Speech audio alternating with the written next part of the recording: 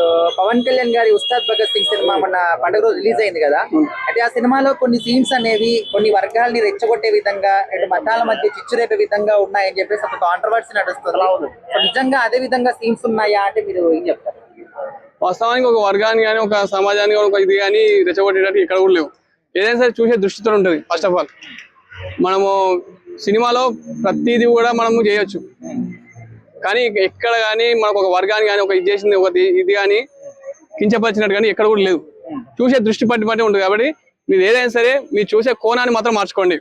అంతేగాని చెప్పేసి లేదు ఆయన మీద విమర్శతో ఎట్లా వడగొట్టాలని లేకపోతే మీరు పొలిటికల్ పరంగా కానీ ఇంకా వేరే పరంగా మీరు విమర్శలు చేయండి. ఎందుకంటే విమర్శ సద్విమర్శ ప్రతి ఒక్కరికి చేయాల్సింది సమాజానికి ఎంతైనా అవసరం ఉంటుంది.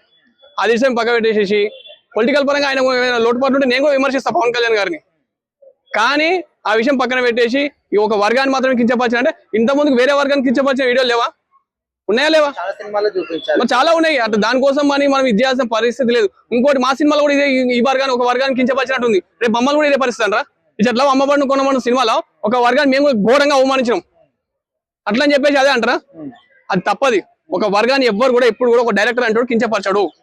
సమాజంలో దృష్టిలో పదబస్తీలో వెళ్తున్నాం అంటే ఏమన్నారు? పదబస్తీలో అంటే అక్కడికి వెళ్ళి బొట్టు పెట్టుకుని వెళ్తున్నాడు అంటే ఇలాంటివి తీసుకొచ్చి ఆ వర్గాన్ని కించపరుస్తూ మాట్లాడుతున్నారు. ఎప్పుడు కూడా వాళ్ళని కించపరుస్తూ మాట్లాడతారా?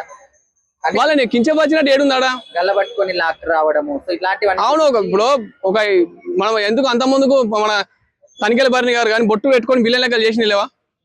విలన్ లెక్కలు చేసిన లేవా చెప్పండి? అయితే అప్పుడు అందరు హిందువులందరూ కూడా అటాక్ చేసిరా? అది తప్పదు. ఎవరిని కూడా మనము కించపరిచింది. ఎందుకంటే మనం ఒక క్యారెక్టర్ ని మాత్రమే చూడాలి అక్కడ. అతను అది పెట్టుకున్నా ఇది పెట్టుకుని ఇంకేదో పెట్టుకున్నా అని ఎప్పుడు కూడా చూడకూడదు. ఫస్ట్ ఆఫ్ ఆల్ క్యారెక్టర్ మాత్రమే చూడాలి. సినిమాని సినిమాగా కాకుండా అది ఏదో పర్సనల్ గా తీసుకొని చాలా కాంట్రవర్సీలు, కేసులు ఇట్లా రకరకాలుగా అంటున్నారు. ఇది ఎంతవరకు కరెక్ట్? ఒక సినిమాని చూడకుండా సినిమాని హైలైట్ చేయడానికి ఇలాంటి టెక్నిక్స్ వాడుతారు తప్ప వాస్తవానికి మీకు తెలిసిన విషయం కానీ మాకు తెలిసిన విషయాన్ని ఇప్పుడు మా సినిమాలో కూడా ఇట్లాంటి సంఘటనలు చాలా ఉన్నాయి. అట్లా అని చెప్పేసి ఇక మీరు ఇక ఇంకేదో తీసుకోదామా మా హైప్ పెంచుకుంటే మాకే మంచిదా? మీ అంతా మీరు హైప్ పెంచుతా అంటే ఇంకా హ్యాపీ మాకు. ఎందుకంటే ప్రమోషన్స్ ఖర్చు తప్పుతుంది, పిఆర్ వాళ్ళకి ఇవ్వాల్సిన రెంట్ తప్పుతుంది, సంపర్కట్లు అన్ని తప్పుతాయి. అంతేగాని ఏది కూడా మీరు దురదృష్టితో కానీ దురదృష్టితో చూస్తే దురదృష్టమే కలుస్తుంది. సో ఇలాంటి వాటి వల్ల ఇంకా సినిమాకి బెనిఫిట్ అవుతుంది అంటారు. అంతే కదా. ఇప్పుడు నువ్వు సినిమాకి వచ్చి నువ్వు అడుగుతున్నావు కారణం ఏంది? ఒక కాంట్రవర్సీ క్రియేట్ అయింది కదా. లేకు నీకేమవుతుంది సినిమా గురించి? వస్తుంది బాగుందా లేదా అని అంతవరకు అడుగుతావు. లేదు ఇది ఉందా అంటే ఇంకోసారి ఇంకో డైరెక్టర్ కు నువ్వు హింట్ ఇచ్చినట్టయితే ఏమని అరే ఇట్లాంటి సీన్లు పెడితే సినిమా హైప్ వస్తుందేమో. అంతేగాక వాస్తవానికి అలా జరిగిన చారణ అయితే తీసుకొచ్చి మీరు చేసేది పెంట్ అంతా గోడ్తో పోయేదాన్ని గొడ్డల సోషల్ మీడియాలో ట్రోలింగ్ అవి ఇవి చేస్తా ఉంటారు.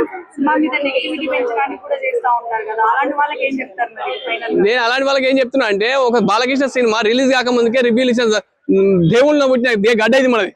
బాలకృష్ణ సినిమా మామూలు రిలీజ్ కాకుండా అయిపోతే రిలీజ్ రోజు అనౌన్స్మెంట్ అయ్యి అయిపోయింది, మీకు తెలిసే ఉంటది. ఆ సినిమా రోజు ఆడు ఏం చేసి యూట్యూబ్ లో పెట్టేసిండు, అది రివ్యూ అయిపోయింది. సూపర్ గిప్పర్ అని చెప్పేసి సంపర్ అయిపోయింది. అసలు సినిమా రిలీజ్ కాలేదా మొగడా అని చెప్తే వాడేం సూపర్ ఉందని చెప్పి అంటే సోషల్ మీడియా ఏ స్థాయిలో ఉందో మీరు అర్థం చేసుకోవాలి. అంటే అన్నింటిని మనం అందరినీ అనట్లేదు. ఇప్పుడు ఏళ్ళు చేయకున్న 5 ఏళ్ళు ఒక తిరుగు ఉంటాయి కదా. ఇట్లాంటిది ఉంటుంది, ఇట్లాంటిది ఉంటుంది, ఇట్లాంటిది ఉంటుంది. కొందరు ఇట్లా అంటారు, కొందరు ఇట్లా అంటారు. అది తప్పది. నేను ఏమంటున్నా, మనం ఏదైనా సరే చూసే దృష్టిని బట్టి ఉంటది. అంతేగాని మీరు దాన్ని హైప్ క్రియేట్ చేయాలనుకుంటే ఇక మీరే సంకనాకపోతారు. మంచి వాళ్ళు ఉన్నారు, చెడ్డ వాళ్ళు ఉన్నారు. మంచి ఇప్పుడు వాళ్ళ లాంటి వాళ్ళ వల్ల మీలాంటి వాళ్ళకి చెడ్డ పేరు వస్తుంది. అది దయచేసి అర్థం చేసుకోండి. సోషల్ మీడియా ఉన్నది, మంచి ప్లాట్ఫామ్ ఉన్నది, మంచి ఇది ఉన్నది, మంచి క్రియేటివ్ చేసుకోండి. ఎవరెవరు చేయని కూడా అది చేద్దాం. ఎందుకంటే మేము కూడా ఆ స్థాయి నుంచి వచ్చినాం, ఇవాళ ఒక సినిమా తీసే స్థాయికి వచ్చినాం. ఎందుకో అట్లా లొల్లీలు పెట్టుకోవాలంటే మేము ఈ స్థాయి దాకా రాకపోతుంది కదా. మేము అట్లా లొల్లీలు పెట్టుకొని చిల్లర లెక్కలు చేస్తే ఈ ఊకుంటున్నా సమాజం సంపర్కం తొక్కి పడేనుకునే. కానీ మేము ఇలా సినిమా తీసే స్థాయికి వచ్చినామంటే కారణం ఏంది? అదే సోషల్ మీడియా వాణ్యం. అదే సోషల్ మీడియాలో మంచి వాణ్యం, చెడు వాణ్యం అన్ని వాడి ఈ స్థాయికి వచ్చినాం. అంతేగాని దిక్కుమాల పనులు దయచేసి చేయకండి. నేను ఇది చెప్పేది ఒకటే, చూసినోడు మంచిగా ఉంటాడు, చేసినోడు మంచిగా ఉంటాడు. మధ్యలో క్రియేట్ చేసేదే వీళ్ళు. ఏ వర్గాన్ని కూడా ఏదో కించపరచలేదు, ఎవ్వరు కూడా కించపరచలేదు. Thank you, all the best.